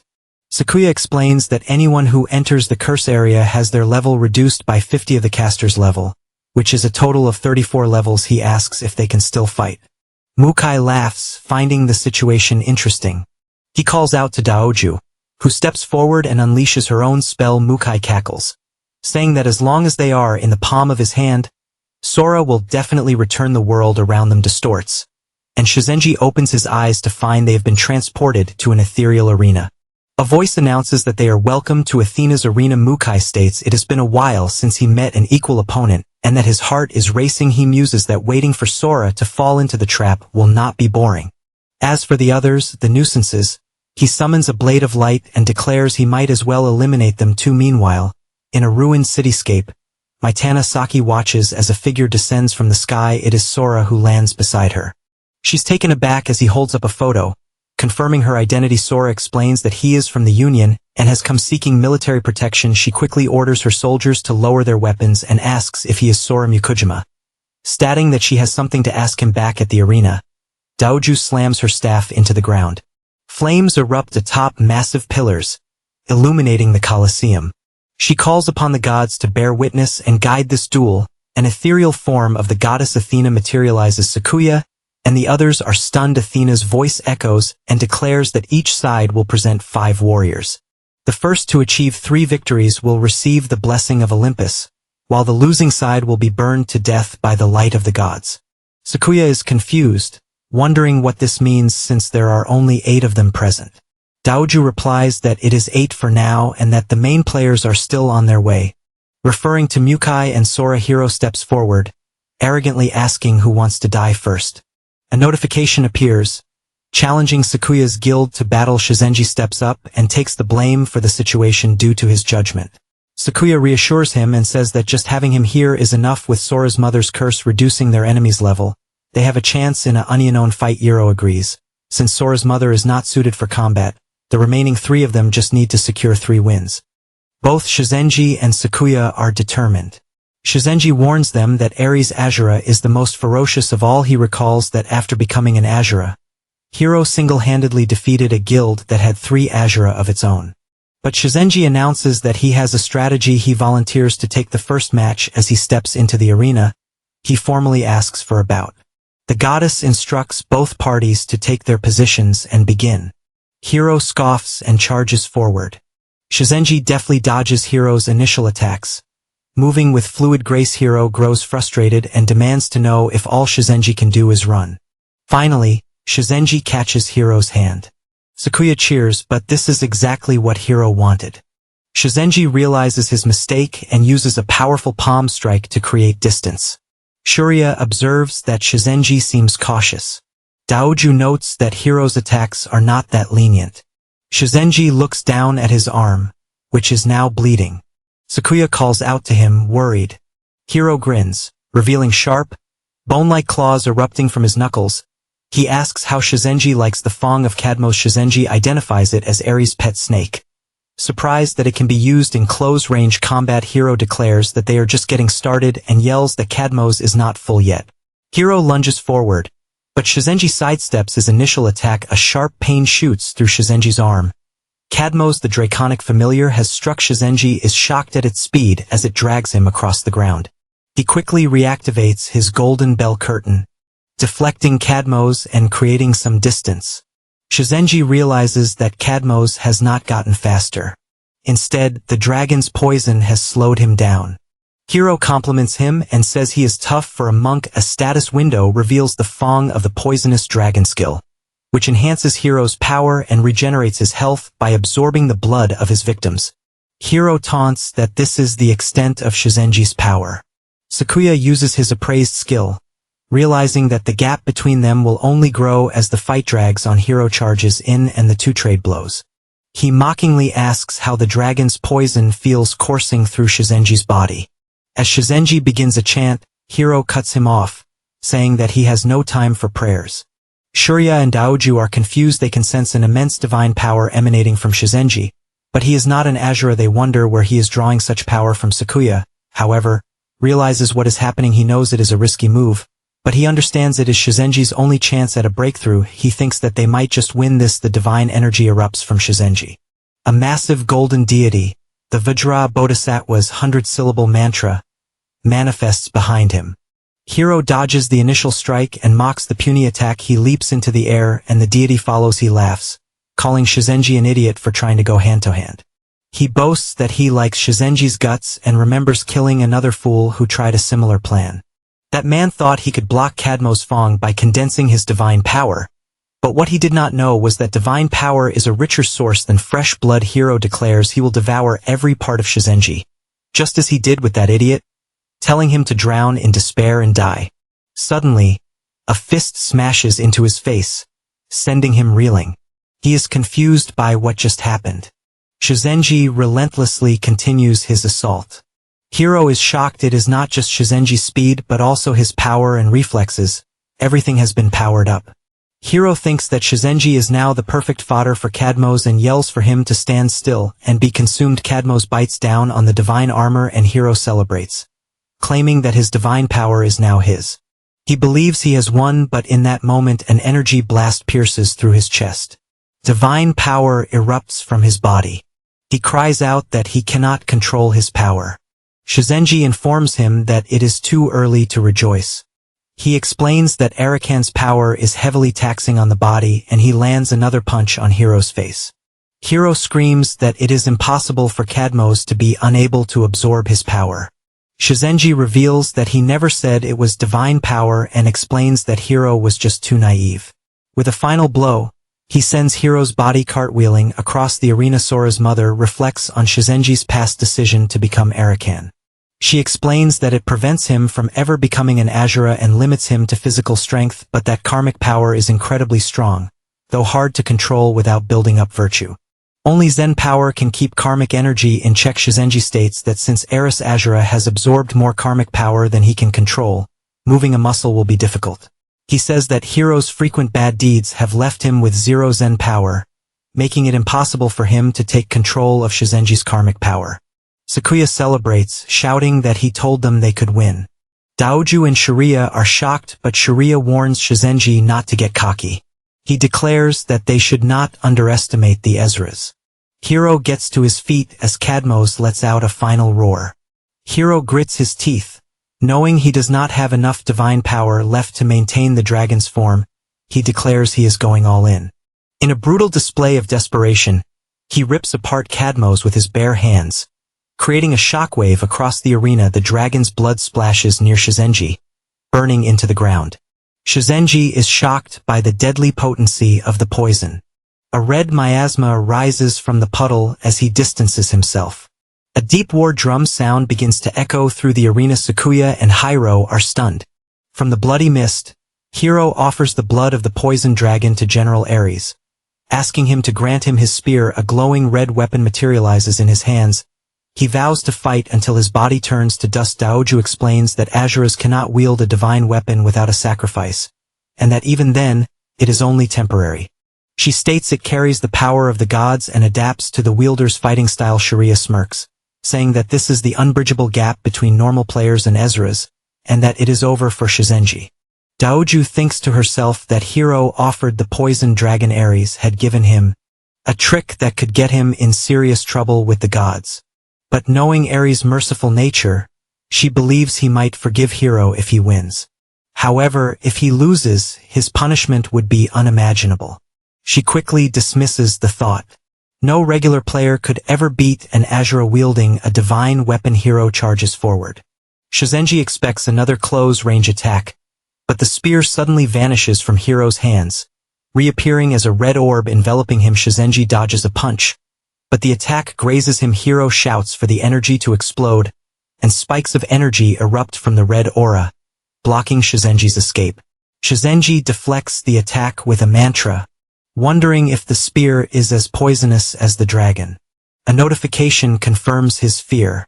The corrosive effect of Ares' blood has reduced his robe's defense by 50. Hiro presses his advantage. Shizenji is shocked when a projectile bursts from Hiro's back. Realizing the attacks can come from anywhere on his body, Hiro unleashes a flurry of attacks, each punch tipped with a small energy spear. Shizenji realizes he cannot read his moves. Every hit he takes destroys more of his equipment. Even with his karmic power suppressing the impact, Hiro is still overwhelmingly strong. He knows if he had not weakened Hiro with the curse, he would be dead already. He needs to create distance. He manages to do so with a palm strike. He immediately begins a mantra as Hiro cuts his hand, sneering that Shizenji must be at his limit. He drips his blood onto the ground and tells Shizenji that distance will not save him. Shizenji finishes his chant. Onrin, a holy symbol, appears above Hiro, forcing him to his knees.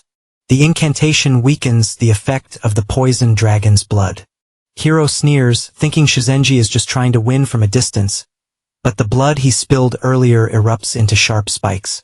Sakuya screams a warning. Shizenji narrowly avoids being impaled as the spikes only graze his hat. As he catches his breath, the goddess Athena appears and declares that interferers will be punished. Divine flames engulf Sakuya. Sora's mother rushes to heal Sakuya, but the fire has already reduced his life force by 15. Hiro laughs and tells Shizenji he would be dead if Sakuya had not stepped in. Shizenji knows close combat is risky, but now his opponent controls blood arrows at range with only 3 minutes of stamina left. He has no choice but to fight. Hiro tells him to stop wasting time, but Shizenji begins another chant. The ranks of Arakan are the Heavenly Eye, Wisdom Eye, Dharma Eye, and Buddha Eye. With his own Wisdom Eye, Shizenji knows he can win. He then opens his Dharma Eyes, ready to end the fight. Shizenji's Dharma Eye grants him a massive boost in speed. He knows it will not last long and that he needs to find an opening quickly. He notices that Hiro's spear does not hold much divine power, and he remembers the blood arrow from before. In that moment, he understands. Hiro thrusts the blood spear forward, but Shizenji calmly catches it. He remarks that this blood spear is surprisingly simple and shatters it with a single movement. Hiro is in complete disbelief. Shurya and Daoju are stunned. Daoju wonders how he blocked the hair-thin blood. Realizing his eyes seem to see through everything, Sakuya cheers, seeing that Shizenji has found a countermeasure against Ares' Yura. Shizenji holds the dark energy from the shattered spear. He muses that with this much evil energy accumulated in his body, evil thoughts are sure to arise. He declares that he will purify it all. Hiro screams that it does not matter if Shizenji saw through the attack, because the blood is touched by his divine power and can be controlled freely. Daoju explains that the divine power in the blood is not uniform and that since it is so thin it can pierce any defense. There is no escape. Hiro yells for Shizenji to die, but the monk, with his Dharma Eye active, easily dodges the attack. Shizenji chants, stating that all beings are covered in ignorance and bound by afflictions. Daoju warns Hiro to watch out for Shizenji's eyes, as they can see the movement of divine power. All of his attacks will be meaningless. As Hiro tries to interfere, Athena issues a warning, but Shizenji stops him and says they should see his victory through. Hiro screams that he does not need their help, but suddenly he sees a huge, sacred form appearing behind the monk. He curses the damn monk. Shizenji recites a sutra that summons a spirit to overcome obstacles and grant peace. He thinks that this is the first sutra all monks learn. It is not weak, however. By embodying Fudomyo, both his attack and defense are more than doubled. But the sutra takes 30 seconds to chant and requires perfect focus, making it a huge risk in front of an enemy. Hiro furiously tries to attack to disrupt the chant, but his attacks are easily blocked. Daoju calls Hiro an idiot, knowing that he should have tried to disrupt the sutra after Shizenji was sealed. The monk is unfazed, knowing the surprise attacks are meaningless before his Dharma Eye. With only 15 seconds left, Hiro grows more desperate. Blood begins to pour from his own eyes, He is reaching his limit. Shizenji's own eyes start to bleed, showing the strain of maintaining his focus after a tense countdown from the sidelines. He completes his chant. The sutra's power erupts like flaming ice, and the sacred form behind him unleashes a devastating blow on Hiro. The attack connects and Hiro is slammed to the ground. Shizenji stands tall, glad that he finished the fight before the Dharma Eye reached its limit.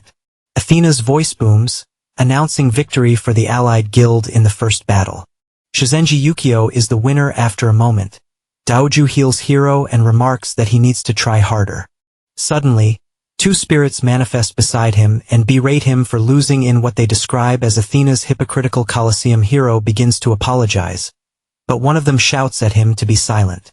It says it has a message from his father, which is that his father is disappointed in him. One spirit declares that Hiro will now have the honor of being executed by him, but the other spirit chimes in, saying its sword of Damocles also wants a piece of the action. They mercilessly attack Hiro from behind.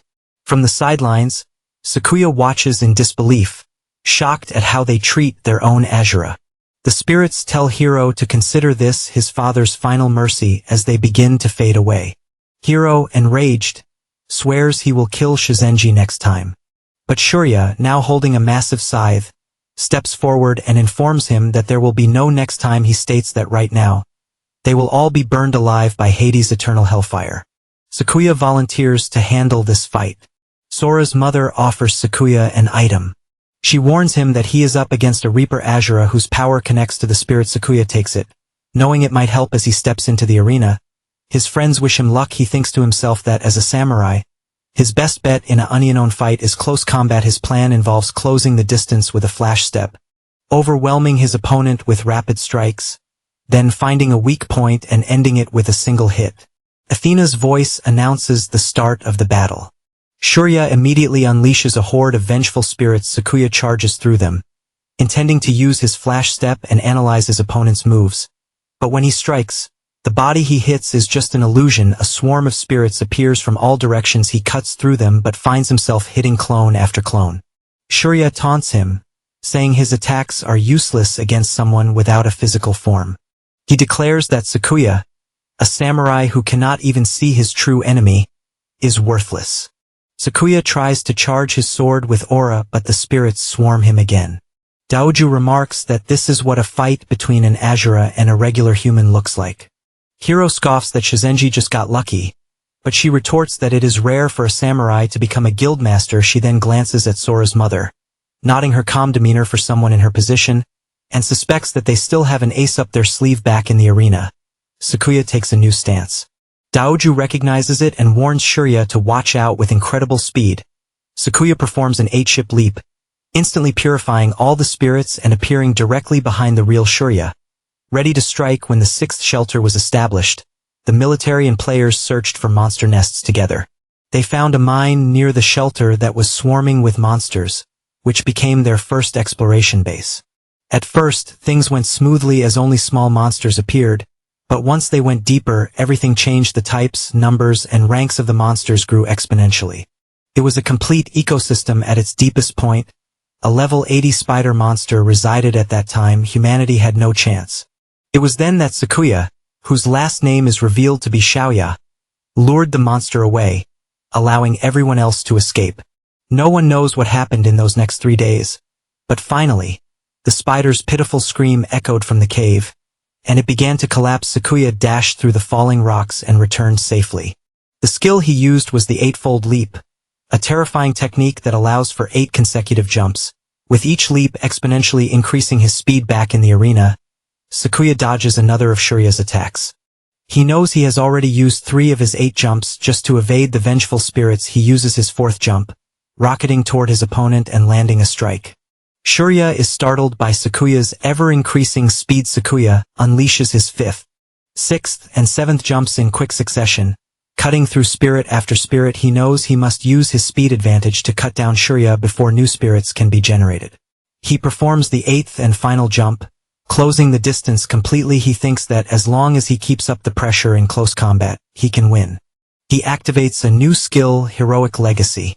Daoju is impressed. She understands now how he has held the position of guildmaster for so long without being an Ashura. His power alone is enough to rival the other guilds. Towers are a manifestation of human history and mythology. Gods represent the myths, and naturally, heroes represent history. Inheriting a hero's legacy is like a fateful encounter. Shurya mocks Sakuya and asks if he really thinks he can win in close combat, that a mere mortal's weapon can never beat a reaper's scythe.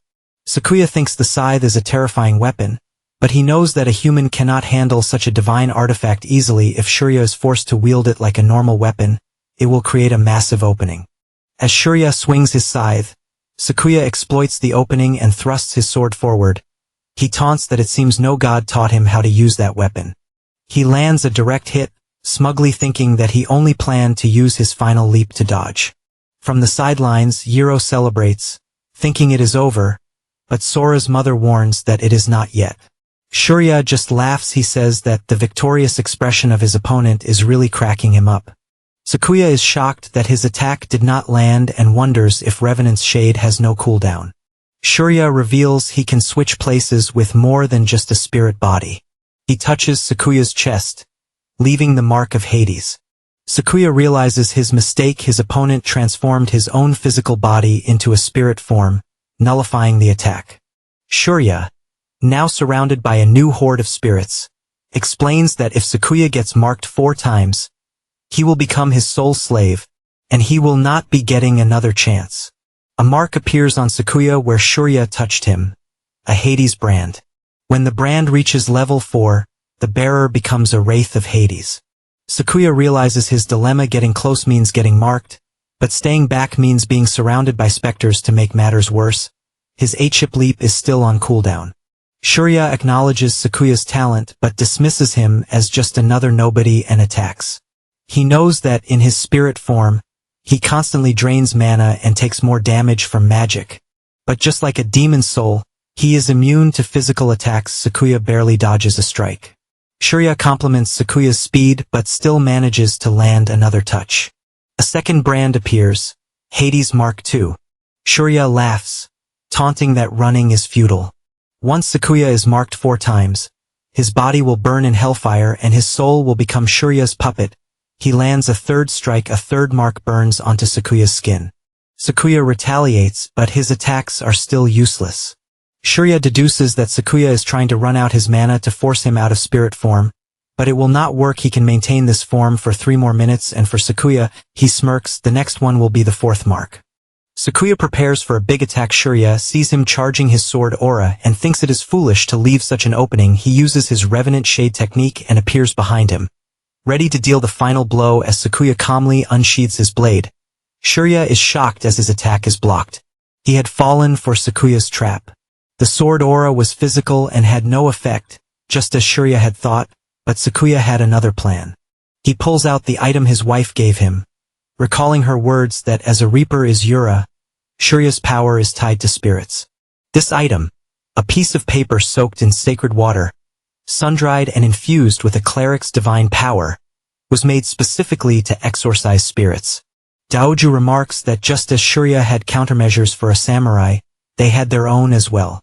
Sakuya slashes through the shadow clones, but Shurya laughs and says it is too late because he has already been marked for the 4th time. The fires of hell envelop Sakuya, but as the flames rage, Sakuya stands his ground. He asks if Shurya really thought he would just stand there and become a wraith. He states that burning his flesh actually made him lighter, and he begins to cut down the shadows. Shurya is stunned. He cannot believe Sakuya still has the strength to fight and questions how he is still able to counter his spirit form. He realizes in a flash of panic that Sakuya's 8-fold leap is off cooldown, but it is too late. Sakuya closes the distance instantly, appearing behind him, striking again and again, but Shurya manages to swap places with his spirits. Though Sakuya is still faster, Sakuya declares that before Shurya can turn him into a wraith, he will kill him. He says that if one hit will not do it, then he will keep hitting him until he is dead. He lands a final, decisive blow. Shurya coughs up blood and admits defeat. Sakuya says that victory is his, standing triumphant. Outside the arena, the Azuramukai dispatches another of Sora's father's men and impatiently watches the fight, muttering for them to just come already or this will end on a boring note. We see Sora speeding across rooftops, heading for the Colosseum. Back inside, Yiro celebrates, thinking they have won, but Shizenji senses that something is wrong. A dark energy far stronger than Hades is growing stronger. Suddenly, black lightning bursts from Shurya's defeated body. He pleads for one more chance. From a tear in spacetime, two skeletal hands emerge and pull open a portal. A massive skeletal being with a dark aura steps through. The being calls his brother pitiful. Sakuya cannot believe what he is seeing. The being grabs Shurya's head, which is still pleading for a second chance, and tells him that cheap tricks will not win battles. The skeletal figure declares that power is everything as it crushes his brother's skull, adding that their lives all end here. Sakuya wonders if this is Hades Azura's true form, while his companions stare in horror. Mukai, still watching from afar, smirks, thinking that things just got interesting. Hades reveals that the first person he killed after becoming an Azura was his own brother, and that he has lost count of how many he has killed since he says that once they die, they will become his puppets. And Shurya's spirit rises to join a spectral army. Hades declares that their fate will be the same. He strikes Sakuya and the mark of Hades appears once again on his chest. Sakuya is shocked. The mark should have disappeared with Shurya's defeat, and his eightfold step is still on cooldown. As the spirits attack, a wave of nostalgia washes over him. He thinks it is just like back then. In a flashback, we see a younger Sakuya facing off against the giant spider monster. Helpless and outmatched, he knew he could not fall until everyone had escaped. He desperately tries to get the monster's attention. Knowing normal attacks are useless, he notices a sword stuck in the monster's head, left there by a previous attacker. That is its weak point. He successfully draws its attention, but is quickly swatted aside. As the monster looms over him, he accepts his fate, glad that he could save at least a few people. He thinks that if only he had been stronger. Just as the spider is about to strike, a voice tells him not to give up. A figure appears and saves him. It was a narrow escape from death. He had met the legendary Karasuringu, a figure said to have taught martial arts to ancient warlords. That is when Sakuya realized it was not just monsters that came to this world. Legendary heroes had descended. Sakuya is recovering after his battle with the spider monster, with the mysterious hero standing over him. Sakuya thanks him for the save and asks his name. The hero introduces himself as Karasuringu. Karasuringu explains that by the will of a fallen warrior, he has been searching for someone worthy to inherit the famed blade Kumajiri, also known as the Spider Cutter. He recounts how the spider monster he had once slain returned to life and ambushed him, leading to both of their mutual demise in their last battle. But when he saw Sakuya risking his life to protect strangers, he realized Sakuya was the key to breaking this deadlock. He offers Sakuya the chance to kill the spider and reclaim his friend's sword. Sakuya eagerly accepts. Karasuringu then began to train him personally. Thanks to this training, Sakuya mastered the heroic legacy, but he could not inherit the warrior's entire power. Learning only 3 of the 6 techniques, still, this was enough. Using the eightfold leap, Sakuya, with the help of Karasuringu, defeated the spider monster for good. Karasuringu then entrusted Sakuya with the blades, and Sakuya made a promise to find someone more worthy of the sword one day. Back in the present, Sakuya cuts through the spirits and resolves to borrow the blade's power once more. He thinks that if he dies here, he will never be able to keep his promise. He summons the legendary sword. A powerful white aura surrounds him, repelling the dark spirits from the sidelines. Yiro wonders if that sword can truly defeat Hades. Daoju scoffs and says that a hero is still just a human, and that a mortal weapon cannot beat a god. For a moment, Hades seems to feel fear. He orders all his soldiers to stop Sakuya, but as they swarm him, the holy aura of the blade begins to suppress evil. A mage spirit casts a spell, but Sakuya parries it. He does not know how effective this power will be against a god of the underworld, but he knows that if he pours all of his mana into it, he can do this. An archer spirit manages to land a hit on his leg, but Sakuya is undeterred. Sakuya roars for the spider cutter to awaken. He unleashes a massive sword strike that disintegrates the surrounding spirits. Hades admits Sakuya is strong, but is still no match for him and easily blocks the attack. Hades questions if a mere human hero's weapon can break through his defenses and vows to turn such foolish hope to ashes. But as Sakuya's blade clashes with his shield, a high-pitched sonic wave erupts, causing Hades, Hyro, and Daoju to clutch their ears in pain. The shield shatters. Sakuya explains that while the blade of the spider cutter can be blocked, the sonic waves it emits cannot. He closes in on Hades and states that the sword, true to its name, emits a roar-like wave that suppresses enemy movements. He knows this is his chance. But Hades sneers and calls Sakuya a foolish human for thinking sound waves could paralyze him. A status window reveals that, due to a divine blessing, the Howlblade's effect has been reduced to just 10 seconds. Hades thinks that the moment someone is convinced they have won is when they are at their weakest. Sakuya knows this is his last chance. He has to be faster, but Hades is already regaining consciousness. Sakuya's companions are horrified. Knowing he will not make it in time, Hades takes control, paralyzing Sakuya in midair and crushing him in his grip. The Hades brands activate, one after another, until they reach level 4. Hades declares that Sakuya should become his ghost, but suddenly, from the sidelines, Sakuya's wife, Jairu, and Shizenji unleash their power to help their friend. Just as they do, Athena appears before them and declares that no one is allowed to interfere in a sacred battle. Then she senses a new threat. A massive lightning bolt strikes down, shattering her barrier. Everyone is shocked.